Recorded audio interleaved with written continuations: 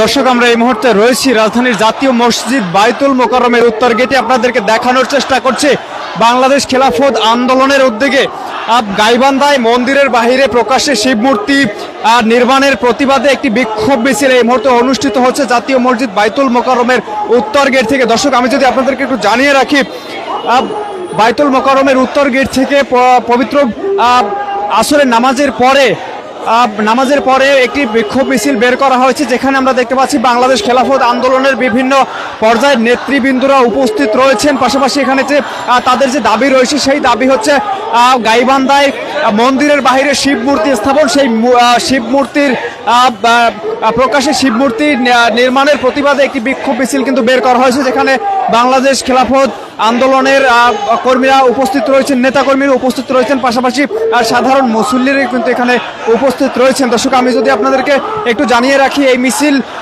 শুরু হওয়ার আগে বক্তব্যে বক্তারা বলেছেন যে অনতিবিলম্বে শিব মূর্তির নির্মাণের যে কার্যক্রম চলমান রয়েছে সেটি বন্ধ করতে হবে। পাশাপাশি